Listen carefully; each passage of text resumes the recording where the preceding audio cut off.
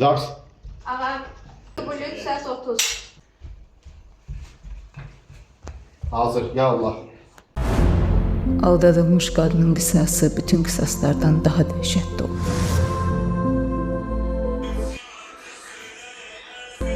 Həyatdan alınan heç bir zərbə qadını bu qədər qəddar, bu qədər zalım edə bilməz. Çünki qadın təkcə cisminin yox, həm də ruhunu alçaldığını bilir.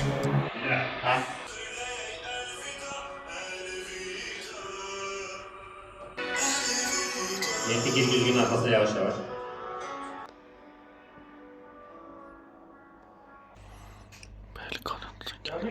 Yok ama.